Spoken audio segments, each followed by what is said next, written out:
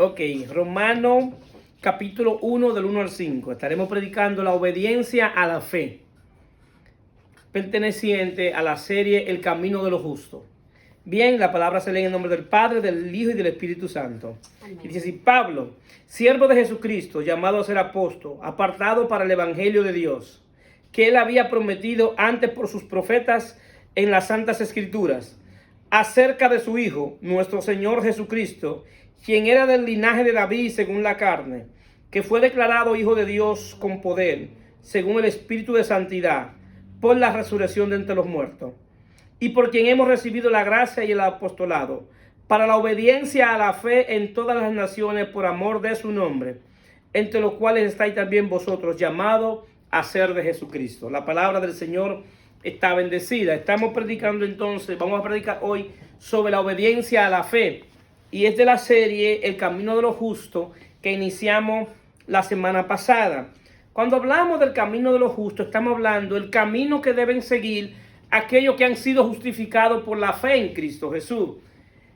Cuando la palabra habla de justo, es aquel que ha tenido fe en Cristo Jesús y ha sido declarado en el tribunal de Dios, ha sido declarado justo. Es decir, que ha sido declarado libre de culpa. Entonces, el camino de los justos, como decíamos, es el camino que debemos seguir. Nosotros, después de haber sido justificados por la fe, ¿qué nos resta? ¿Qué nos resta hacer? Y es un proceso que inicia, que es el proceso de oír a Dios. Entonces, nosotros damos cuenta que ahora, cuando ustedes han comenzado a creer en Jesucristo, hoy estamos en la capacidad de escuchar la voz de Dios, ¿sí o no? Amén. Y sabemos que Dios nos está hablando en diferentes circunstancias, en diferentes maneras.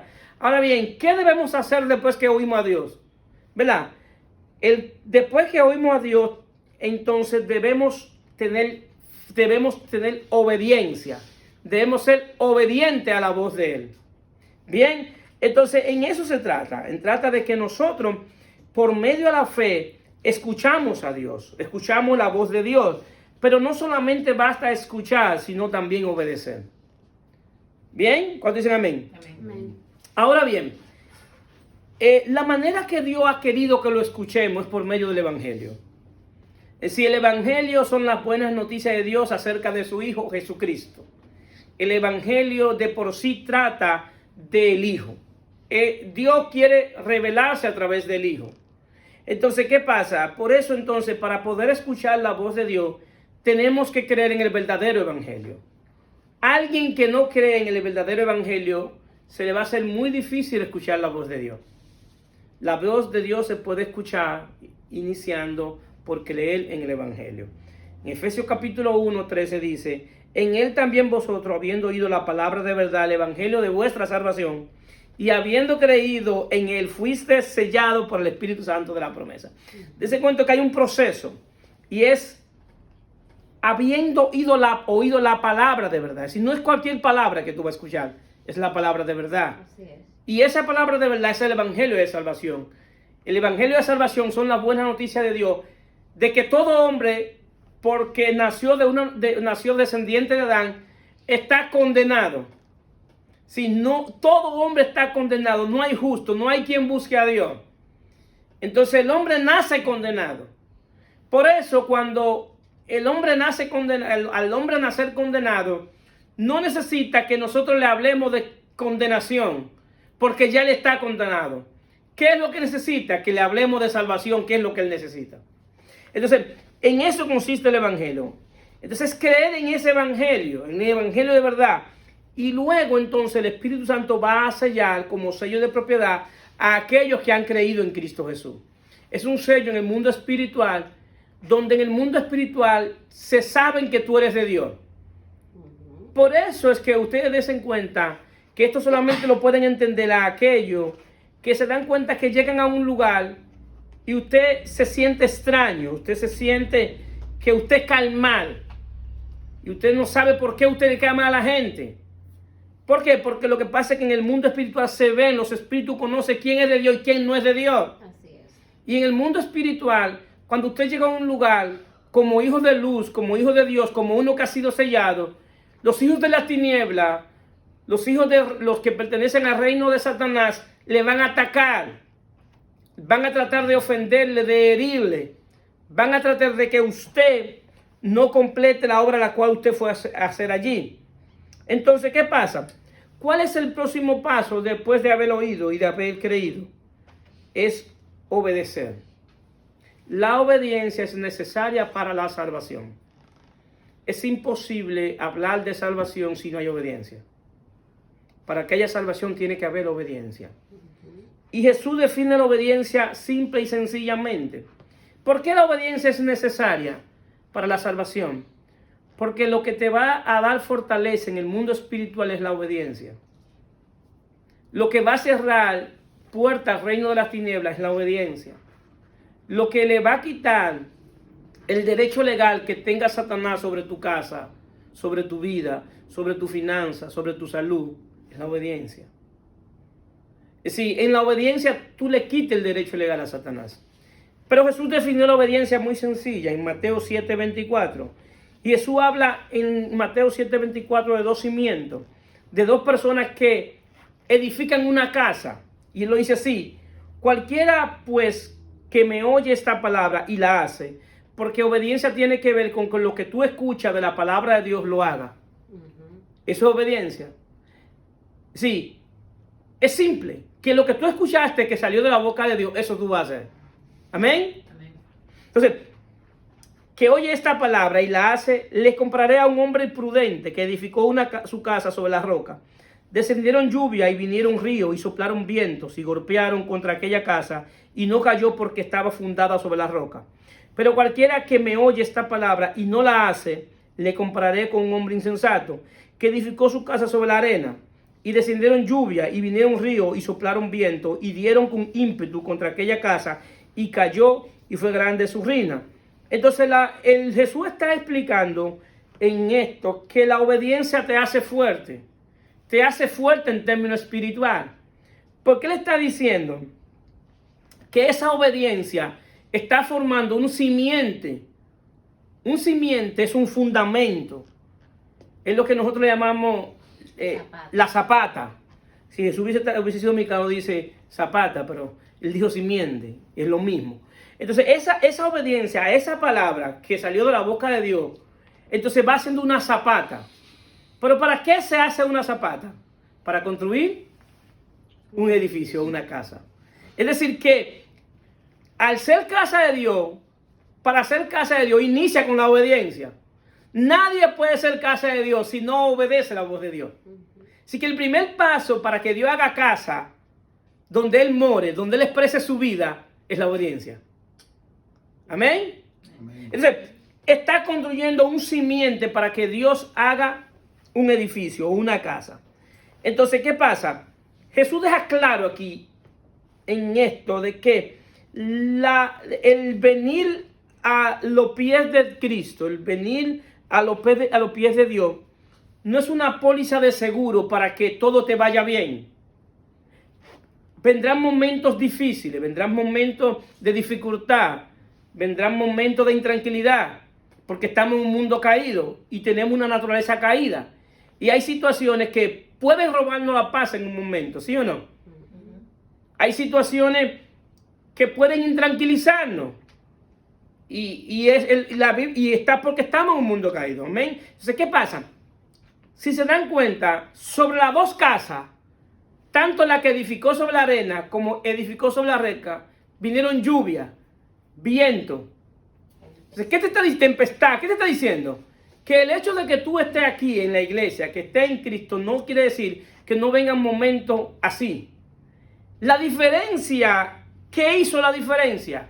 El cimiento que tenía cada casa, cada edificador. Por eso, el que edifica sobre la verdad y obedece la verdad, Dios va a estar haciendo una casa fuerte, una casa poderosa, una casa que no va a ser destruida. No solo en esta tierra, no solo en este mundo, sino en los siglos venideros. Porque es una casa eterna. Entonces, ¿qué sucede? Esta fe es una fe verdadera. Porque hay fe que no es digna de confianza. Por eso que la fe, para que sea verdadera, debe ser probada como el oro. La fe que no es probada es una fe que no merece confianza. Para tener confianza en la fe que tenemos debe ser probada. Y esa fe es considerada como el oro. ¿Y el oro con qué se prueba? Con fuego. Y usted puede ver cuando alguien está limpiando el oro, ese fuego tan fuerte, y usted ve el lingote de oro bastante sucio, pero dentro de esa suciedad hay oro, hay algo valioso. Pero para ese hombre que trabaja en eso, tiene que entrar ese lingote en el fuego. Y ese fuego, cuando saca ese oro de ese fuego, ¿cómo se ve? Brillante, reluciente. Pero fue necesario el fuego. Sin el fuego no iban a saber si en verdad era oro verdadero o era oro macizo. Entonces la fe es así. Y nuestra fe es más preciosa y más valiosa que el oro. Entonces nuestra fe debe ser probada. Y la manera que se prueba el oro es con fuego. Entonces, ¿qué sucede? Por eso es que la fe firme, la fe fuerte, se forma por el oír y el oír la palabra de Dios, según Romanos 10:17. Es decir, que no es oír cualquier cosa. Oiga cómo dice, la fe es por el oír y el oír por la palabra de Dios. Si no es cualquier cosa. Entonces, ¿qué sucede? Que esta fe se tiene que producir en obediencia. Que cuando tú escuches la palabra de Dios y tú creas en ella, entonces esta fe se convierte en obediencia. ¿Por qué? Porque esta fe va formando la imagen del Hijo en nosotros. Así es. Y una característica fundamental del Hijo era la obediencia. De todas las cosas que Jesús más manifestó con su relación con el Padre fue la obediencia. Jesús al punto llegó de que no vivió para él, sino vivió para complacer al Padre. Entonces, era una obediencia por naturaleza. ¿Por qué era una obediencia por naturaleza? Porque él fue engendrado del Padre. Y como en su cuerpo espiritual, él no pertenecía a la raza caída, lo que pertenecía a la raza caída de él era el cuerpo físico, porque descendía de una mujer. Pero en cuanto a su simiente, en cuanto a su naturaleza, era divina. Entonces él tenía una obediencia por naturaleza. Es decir, él era naturalmente obediente porque venía de la simiente del Padre. Eso mismo es lo que ha pasado con nosotros por medio de la obediencia, por medio de la fe. Por medio de la fe hemos sido engendrados por el Espíritu Santo, que ha sido engendrado como una semilla que opera en nuestro espíritu. Y ahora desde allí Dios quiere que ejercer obediencia en nosotros, en nuestra alma. Es decir, el cuerpo se manifiesta a través del alma. Entonces ahora la que debe obedecer es el alma. ¿Por qué? Porque si el Espíritu de Dios está en nuestro espíritu, ya nosotros tenemos el espíritu perfecto de Dios en nuestro espíritu. ¿Qué pasa? Esto es lo que produce un nuevo nacimiento, una nueva naturaleza. ¿Por qué? Porque esta fe que produce obediencia no es una fe que nace de ti, no es una fe que la produce tú, es la fe del Hijo. Y es la obediencia del Hijo. Por eso es que esta obediencia es perfecta, porque esta obediencia no es que tú obedeces por algo que tú haces. Es una obediencia que es producto de lo que el Hijo hizo en la cruz y de lo que está haciendo ahora en nuestro espíritu y en nuestra alma. Ahorita se leyó una palabra que decía, separado de mí nada podéis hacer. Es decir, que la misma obediencia no es una obra que nosotros podamos hacer. Separado de Cristo no podemos obedecer. Cuando estamos unidos a Él, vamos a ser obedientes por naturaleza, porque tenemos la naturaleza de Él. Así es. No es una obediencia que es producto de algo que yo hice. No es producto de mi esfuerzo, no es producto de mi obra, es producto de la obra de Él interna en el Espíritu. Aleluya. En gloria a Dios. Entonces esa obediencia opera en nuestro espíritu. Entonces, ¿qué pasa? Esta obediencia tiene que perfeccionarse. ¿Y se perfecciona cómo? Reposar en lo que Dios dice también es obediencia. Cuando tú no reposas de lo que Dios ha dicho, tú eres un desobediente. ¿Está bien eso? Sí. Reposar en lo que Dios dice es obediencia. ¿Y dónde Dios ha hablado? Dios ha hablado a través del Hijo. Cuando tú pides cosas que tú ya tienes en el Hijo, tú te constituyes en un desobediente, porque tú no estás creyendo en lo que ya Dios dijo. ¿Cuánto va conmigo? Por eso, Hebreos 4, del 1 en adelante, hay una advertencia que dice: temamos, pues, no sea que permaneciendo aún en la promesa de entrar en su reposo, alguno de vosotros parezca no haberlo alcanzado, porque también a vosotros se nos ha anunciado la buena nueva como a ellos. Pero no le aprovechó el oír la palabra por no ir acompañada de fe en lo que oyeron. Pero lo que hemos creído entramos en el reposo de la manera que dijo: por tanto, juré en mi ira, no entrarán en mi reposo, aunque las obras suyas estaban acabadas desde la fundación del mundo. Esta es una de las advertencias del escritor de los Hebreos, que dice que temamos, que no tengamos el mismo comportamiento que tuvo el pueblo de Israel cuando Dios le dijo que la tierra prometida era de ellos. Le dijo: vayan a esa tierra que ya es de ustedes. Pero cuando ellos entraron, que enviaron los espías, que ellos vieron que habían gigantes, entonces fueron con malas noticias, diciéndole de que habían gigantes, de que no podían vencer, de que esos gigantes eran más fuertes y más preparados.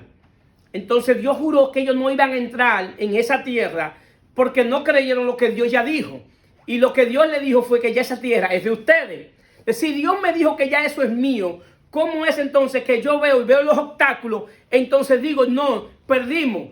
Entonces tú estás haciendo a Dios mentiroso, porque Dios dijo: ya esa tierra es tuya. Entonces ellos no entraron en el reposo, porque lo que Dios quería, lo que quiere decir, es que cuando algo sale de la boca de Dios, eso debe producir un reposo en ti. Descansa en esa promesa. Cuando Dios te da una promesa de tu salud, de tu finanza, de tus hijos, de tu matrimonio, tú debes reposar en esa promesa, porque salió de la boca de Dios. El tú no creer te convierte en un desobediente. Entonces, ¿qué pasa? Eso trae consecuencias. Trae consecuencias porque entonces, si tú no entras en el reposo, no vas a tener paz. Y el Dios que nosotros servimos es un Dios de paz. Así es. Y la paz es una paz también que produce una paz interna. Ahora bien, tenemos que ver las escrituras, como lo hemos estado enseñando. Canaán simboliza la nueva vida en Cristo. Ya Dios habló y dijo todo lo que tenía que decir. Y lo dijo en la cruz. Perdonó todos nuestros pecados. Y por medio de la fe ya estamos en Cristo. Ahora lo que se está formando, la imagen de Cristo en nosotros. Entonces, como Canaán simboliza la nueva vida en Cristo, entonces lo que va a formar la nueva vida en Cristo es Cristo y obedecer lo que Dios está diciendo hoy. A medida que tú escuches la voz de Dios y comiences a obedecer, en esa misma medida la imagen de Cristo se va formando en ti. Porque el Hijo es naturalmente obediente. Y eso es lo que Dios quiere, que nosotros seamos naturalmente obedientes. Entonces, ¿qué pasa? El centro de nuestra fe tiene que ver con el consumado es. Cuando Jesús dijo consumado es en la cruz, estaba diciendo: Padre, el hombre no tiene deuda contigo. El hombre no tiene deuda contigo. Ya yo la pagué. Ya está paga la deuda. Ya Él puede entrar en tu reposo por medio de la fe en mí. Entonces nuestra fe no es basado en algo que va a suceder, sino en algo que ya sucedió. ¿Por qué? Porque en la cruz Dios perdonó por medio de Cristo todos nuestros pecados. En la cruz Dios recupera al hombre. Somos adoptados como hijos. Por medio de la fe somos hechos santos, separados para el uso de Dios y estamos siendo santificados. Por medio de la fe somos bendecidos con todas las bendiciones espirituales en lugares celestiales. Por medio de la fe estamos sentados en lugares celestiales juntamente con Cristo. Por medio de la fe en Jesucristo somos parte de la familia de Dios. Por medio de la fe en Jesucristo tenemos vida eterna. ¿Y cuánto más? Entonces, tu fe debe estar centrada en eso, en lo que ya tú eres en Cristo. No es de algo que tú vas a recibir, sino de algo que ya tú tienes. Por eso la fe debe ser basada en la obra de Cristo. Es una fe muy diferente a la fe de los antiguos. La fe de los antiguos, Abraham tenía una fe basada en una promesa y caminó todo el tiempo esperando la promesa de que en la simiente de Abraham todas las naciones iban a ser bendecidas, de que Dios le iba a hacer una simiente, un hijo natural de Abraham, y en ese hijo iba a heredar a Abraham, y por medio de ese hijo todas las naciones del mundo iban a ser bendecidas. Pero esa simiente era Cristo, y Abraham nunca vio la simiente de la promesa en sí, que era Cristo, pero él caminó como que iba a recibir esa promesa. ¿Por qué? Porque él sabía el carácter de quien había prometido. Él sabía que Dios era verdadero y que si Dios prometió, Dios lo iba a cumplir. Y él caminó todo el tiempo al punto de que él no vio la nación de Israel, pero llegó un momento que saludó a la nación desde lejos. La vio en el espíritu, la saludó como que él la estaba viendo. ¿Y cómo tú estás saludando algo que tú no estás viendo ni que lo va a ver? No, porque lo que importaba no era lo físico, sino lo espiritual. Y lo que importaba es que él creyó lo que Dios le dijo. Tú serás padres de multitudes. Amén, gloria a Dios. Aleluya, no lo aplauso a Cristo. Entonces él caminó basado en la promesa. Y tuvo una mentalidad de promesa. Y usted podría ver a Abraham caminando. ¿Para dónde tú vas? Yo para la tierra prometida porque me hicieron una promesa y contento y feliz. Porque tenía una promesa. Al punto que esa promesa fue lo que le dio fuerza y fortaleza para él ir camino con su hijo y ir a sacrificar el hijo de la promesa. Y cuando el hijo le pregunta, padre, veo el cordero. No. Veo la candela. Veo el cuchillo, veo la leña, pero no veo el cordero. No veo el cordero con el cual se va a hacer el sacrificio. ¿Quién ha leído esa parte? Cuando él va a sacrificar al hijo, cuando Dios le dijo. Entonces, veo todo, pero no veo lo más importante. Lo más importante es el cordero, porque sin cordero no hay sacrificio. Exacto. El Dios que te está pidiendo un sacrificio tiene que llevar un cordero. Y Abraham le dice, hijo, Dios se proveerá. Él está diciendo, Dios mismo se va a hacer cordero. Dios mismo se va a hacer cordero. Coincidencia que lo habló. Lo que pasa es que él entró a un estado espiritual, transicionó de ese momento de promesa a la gracia. Hay varios personajes que vivieron en una etapa, en una dispensación, pero su comportamiento fue un comportamiento en el tiempo de la gracia. Abraham es uno y David es otro. Entonces Abraham entró en el pacto de la gracia diciendo, donde lo que iba a cumplir la justicia de Dios, lo que iba a satisfacer la justicia de Dios, era un sacrificio que hiciera Dios mismo. Y vemos entonces, ¿por qué Abraham sabía y era capaz de sacrificar a su hijo? Porque él sabía que el que había prometido tenía poder y era fiel para resucitar a sus hijos de entre los muertos. Él sabía que él podía matar a su hijo y Dios tenía poder para resucitarlo. Así es. Aleluya. ¿Por qué? Porque la fe de él y su fortaleza estaba basada en una promesa. Y su mentalidad fue de promesa. El pueblo de Israel tuvo una mentalidad de ley. De un sí, entonces, si tú haces esto, entonces yo hago esto. Entonces el pueblo de Israel entonces se le da una ley y de la ley ellos hacen una religión. ¿Qué pasa? Por eso se convierten en legalistas. Ahora a nosotros se nos ha dado una fe, que es una fe de lo que ya sucedió. Si se dan cuenta, no es algo que tú vas a recibir, es algo que ya tú tienes. Entonces tu fe ahora es caminar basado, que tú tienes todo lo que tú necesitas porque tú estás en Cristo. Todo lo que Dios prometió al pueblo de Israel, ya te lo dio a ti en Cristo. Porque todas las promesas de Dios son sí y amén en Cristo. Todo lo que Dios le prometió a ellos, ya hoy lo tenemos como herencia, no como promesa. Entonces hoy caminamos como hijos herederos y coherederos con Cristo. Entonces esa es la fe que produce obediencia. Esa es la fe que no está basada en un dogma. Esa es la fe que no está basada en mandamiento de hombre. Esa es la fe que proviene de haber escuchado el evangelio de lo que sucedió en una cruz. Esa es la fe que produce obediencia. Porque Romano, 2 Corintios 5:18 dice, y todo esto proviene de Dios, quien nos reconcilió consigo mismo por Cristo y nos dio el ministerio de la reconciliación. Por ahí afuera hay billones de gente que ya están reconciliados y no lo saben. Allá afuera hay gente caminando, que están caminando en condenación, que están caminando con consecuencia del pecado que han vivido y las circunstancias que han vivido. Y hoy están en droga, en alcoholismo, en robo y en muchísimas cosas. Y ellos no saben que ya todos sus pecados han sido perdonados y que ya ellos están reconciliados. Que lo que ellos necesitan es creer que ya eso sucedió.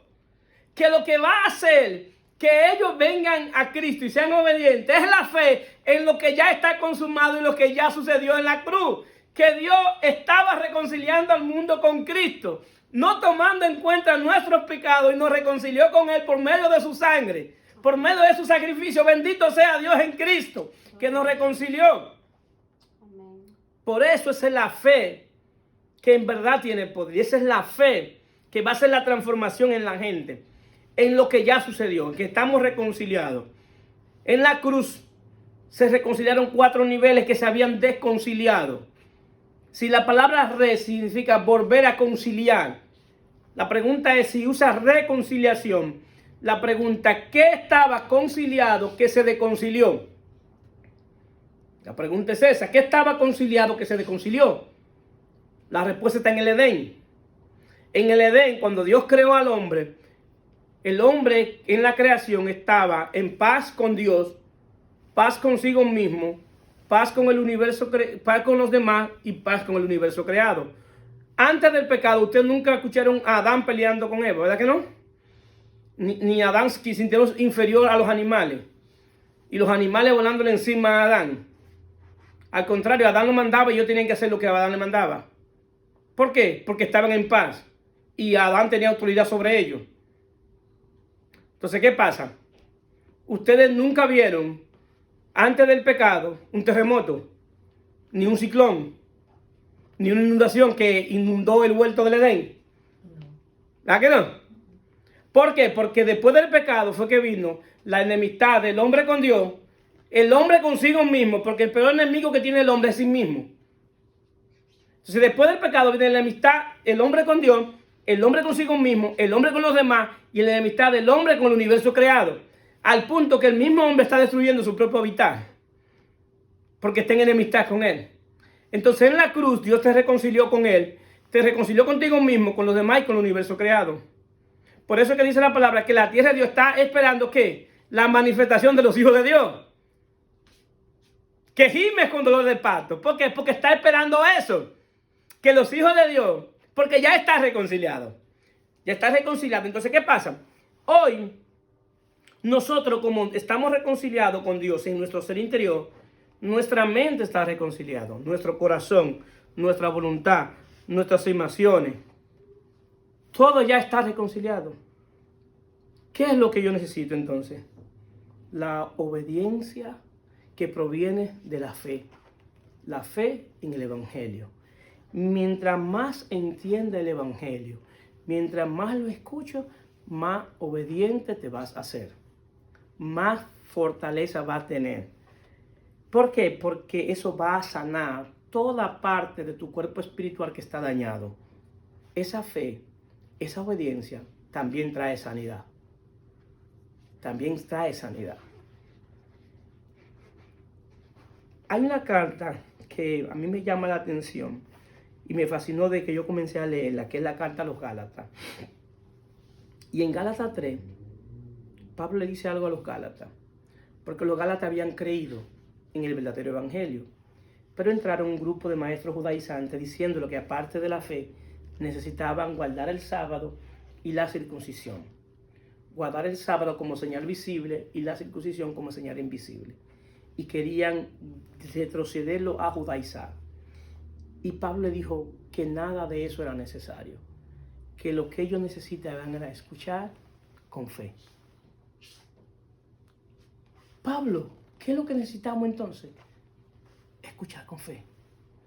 Pablo dice, oh Gálatas insensato, ¿quién los fascinó para no obedecer a la verdad? A vosotros ante cuyo ojo Jesucristo ya fue presentado claramente entre vosotros como crucificado. Esto solo quiero saber de vosotros. ¿Quién de vosotros recibiste el Espíritu por las obras de la ley o por ir con fe? Aquel pues que suministra el Espíritu y hace maravilla entre vosotros, ¿lo hace por la obra de la ley o por ir con fe? Pastor, ¿qué es lo que yo necesito? Oír con fe. Oír con fe. Que cuando salga algo de la verdad de la palabra de Dios, tu respuesta sea un amén. Amén a eso. ¿Para qué? Para que tu alma comience a enlazarse con la verdad de Dios. Entonces, ¿qué pasa? Esta obediencia produce, la obediencia que es producto de la fe, forma una mentalidad de hijo. De un hijo que ha recibido toda la herencia del Padre. Forma la mente de Cristo en vosotros. Esta mentalidad forma una manera de pensar. Y cuando esa mentalidad es formada en nosotros, cumplir sus mandamientos no es gravoso. Cumplir la exigencia que Dios nos demanda no es gravoso. ¿Por qué? Porque nosotros nos damos cuenta que cuando Dios nos pide algo, es para protección. Cuando Dios le dice a alguien que no robe, es porque el robar trae consecuencias. ¿O no? No mate. El matar trae consecuencias. Entonces, todo lo que Dios te pide es para protección. Por tu propio beneficio. Es por tu propio beneficio. Entonces, cuando tú conoces y eres hijo de Dios, obedece por amor. ¿Por qué? Porque yo no quisiera que mis hijas me obedezcan por miedo. Dios no quiere que nosotros lo obedezcamos por miedo, sino por amor. Porque Él es un Dios sumamente amoroso. La razón de la que estamos aquí en la tierra es por el amor de Dios. Así es. Es porque Él nos amó. Pero no fue que nos amó cuando nacimos. Nos amó desde antes de la fundación del mundo. Al punto que cuando nos amó tanto, que nos vio en Cristo para que ese amor lo pudiéramos disfrutar. Porque solamente en Cristo podemos disfrutar del amor de Dios. Amén. Él nos amó tanto, aleluya, que nos vio en Él, en el Hijo. Y todo el amor que Él tiene hacia el Hijo es el mismo amor que tiene hacia nosotros porque estamos en Él. Es la misma intensidad con la que Él amó al Hijo, es la misma intensidad con la que hoy nos ama a nosotros. Aleluya. Aleluya.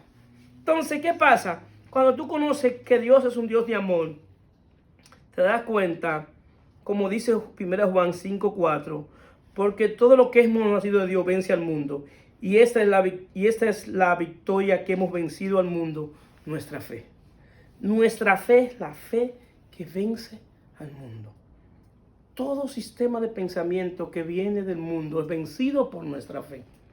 Hay pensamientos que van a querer hacer nido en nuestra cabeza. Pero lo que va a vencer todo ese pensamiento es nuestra fe.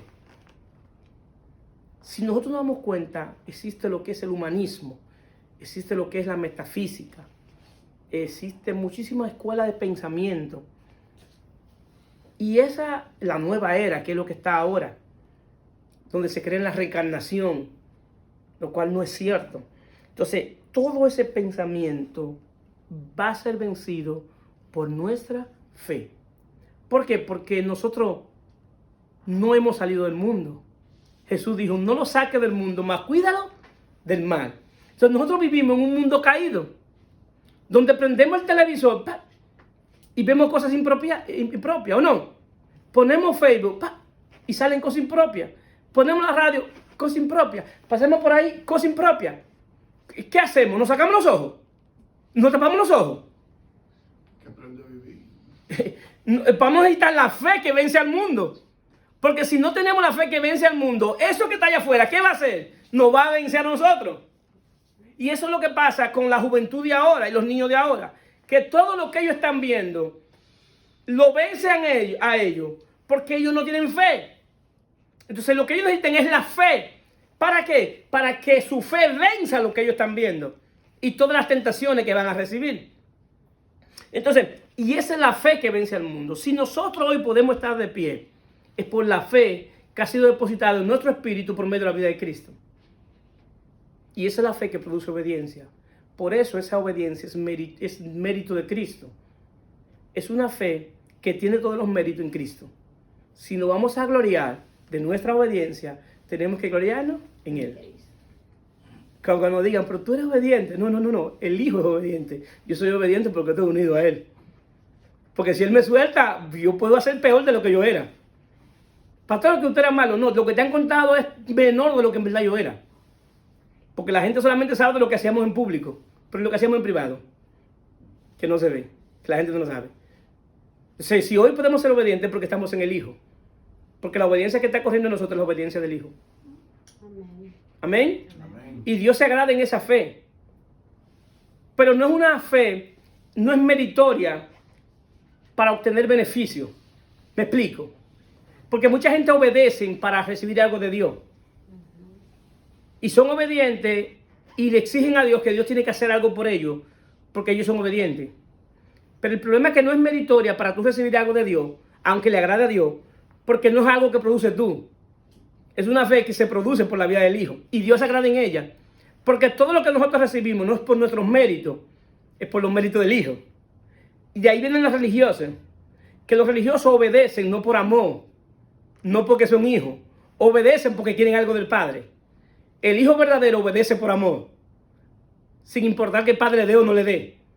Porque no es una obediencia de intercambio, de que yo obedezco y tú me das. La gracia no funciona así. La gracia no deposita tu gracia para que tú lo obedezcas en amor.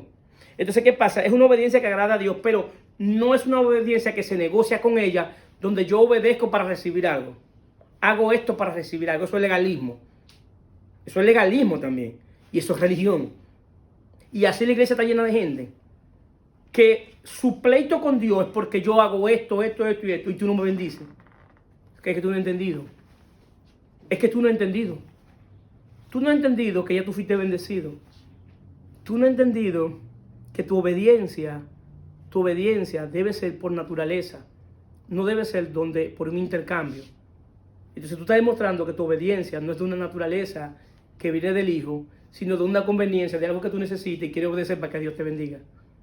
No funciona así. Entonces, es una obediencia que no es negociable. Entonces, el Evangelio es una promesa de Dios para el hombre desde la caída. Aunque el Evangelio es eterno, pero en la caída, en el mismo Génesis, Dios le dio una promesa al hombre que se cumplió en la cruz. En Génesis 3:15, Dios le dijo que pondré enemistad entre la simiente tuya y la simiente de la mujer. La simiente de la serpiente iba a herir a la simiente de la mujer en el calcañán, que es esta parte, y la simiente de la mujer iba a herir entonces la simiente de la serpiente en la cabeza, que fue lo que sucedió en la cruz. Es decir, que desde el Génesis 3:15 ya Dios estaba hablando, anunciando como promesa el Evangelio, de que vendría un día de que el Hijo de la mujer, que es Jesucristo, en ese texto que se refiere, iba a vencer a Satanás en la cruz. Entonces la muerte, sepultura y resurrección, todo eso era un misterio. Ese misterio se reveló cuando la aparición física de Jesucristo. Desde ahí en adelante todo eso se manejó como un misterio. Un misterio es algo que estaba oculto, que existía pero ya estaba oculto. Existía ya en el corazón de Dios y existía ya en el mundo espiritual pero estaba oculto. Y a través del tiempo al hombre se le fue revelando ese misterio. ¿Para qué? Para que cuando el pueblo de Israel llevaba el cordero, ¿qué estaba revelando? El misterio de que vendría un día de que habría un sacrificio de un cordero que tuviera sangre. Por eso cuando Juan ve a Jesús, dice, he ahí el Cordero de Dios que quita el pecado del mundo, haciendo la relación del Cordero de la Pascua con Jesucristo. Entonces el misterio ya se estaba viendo más claro, ya no se estaba viendo que lo que Dios estaba exigiendo era un Cordero físico, sino el Cordero de Dios que era Jesucristo. Entonces, ¿qué pasa? Ese misterio ya se ha dado a conocer a la iglesia. Por eso ya el misterio era Cristo, aleluya. Ese misterio ya está revelado. Que Cristo es el Cordero de Dios que quita el pecado del mundo. Que la fe en Jesucristo es lo único que puede perdonarte y darte vida eterna. Amén. Amén. Entonces, ¿qué sucede? También, ¿qué era otro misterio? El misterio era cómo Dios hacía justicia. Porque Dios, simbólicamente, hay un tribunal divino y en ese tribunal se hace justicia. Y la misterio era cómo es que ese Dios, que es un juez, que es justo, hace justicia. Y la justicia es darle a cada quien lo que se merece. Entonces, ¿qué pasa? si tú le das a alguien como juez que no se merece, te constituye un juez injusto. Y si le das a alguien algo que no se merece, si tú absuelves a un pecador, a un transgresor, eres injusto. Pero si condenas a un inocente también, eres injusto. ¿Te das cuenta? Entonces la pregunta, ¿cómo Dios hace justicia? Y la manera que Dios demostró que Él hacía justicia era en la cruz, donde Él le pedía al hombre que el hombre fuera justo para acercarse a Él. Pero Él sabía que en la condición del hombre pecaminosa no había manera de él cumplir con la justicia de Dios. Porque el hombre en su condición natural de pecado, ¿cómo se puede acercar a Dios? Ni puede ni tiene con qué acercarse. No podía hacer nada para satisfacer la justicia de Dios. Entonces, en la justicia de Dios, Dios sabiendo eso, no le puede exigir al hombre que traiga algo para él perdonarlo. Y Dios le dice, para yo cumplir mi justicia, lo que yo voy a hacer, que lo que tú necesitas, yo lo voy a aportar. Aleluya. Yo voy a aportar lo que tú necesitas, que alguien que dé la vida por ti. Porque tu vida como está no vale nada, ni va a cumplir mi justicia. La que cumple mi justicia es la misma que yo proporciono por mi propia vida. Entonces crucifica al Hijo y hace justicia, porque en la cruz Dios hizo justicia. Él hizo justicia, cargó toda su vida sobre el Hijo. Y el anuncio del Evangelio es ahora que esa justicia que Dios hizo en la cruz se nos atribuye a nosotros por medio a la fe. Por medio a la fe, tú eres considerado en el tribunal divino que tú también fuiste a la cruz. Tú entras al tribunal divino y te dicen, oh, ahí viene uno que fue a la cruz. ¿Y cuándo yo fui a la cruz? Sí, cuando creíste en Cristo, en el tribunal divino se considera que tú fuiste a la cruz. Por eso Pablo dice, fuimos crucificados juntamente con Él, sepultados juntamente con Él y resucitados juntamente con Él. Porque ahí entra la ley de la representación, donde Cristo fue nuestro representante delante de Dios para perdonar nuestros pecados. Y por eso hoy no me avergüenzo del Evangelio, porque es poder de Dios para salvación a todo aquel que cree. Porque en el Evangelio la justicia de Dios se revela por fe y para fe, como está escrito, mas el justo por la fe vivirá. En sí, el Evangelio no solamente te acerca a Dios, sino que el Evangelio también produce la fe que tú necesitas para tener vida eterna. Aleluya. Bendita y maravillosa gracia de Dios. Que Dios me demanda fe para acercarme a Él. Dios mismo dice, tú necesitas mi gracia para acercarte a mí. Y lo que activa mi gracia es la fe. Pero hay un problema, que tú no puedes producir fe para acercarte a mí. Entonces, para que te acerque a mí por medio de la fe, yo te voy también a regalar la fe. Yo también te voy a regalar la fe. Y la fe que te acerca a mí no es la fe tuya, es la fe del Hijo. Y como tú estás en el Hijo, es la fe que me agrada a mí. Y por eso hoy hemos sido reconciliados por medio a la fe. Y hoy podemos obedecer porque está operando la fe del Hijo, la obediencia del Hijo, la naturaleza del Hijo, la justicia del Hijo, la vida del Hijo está operando en nosotros. Se pueden poner de pie. Bendito Evangelio, el Evangelio maravilloso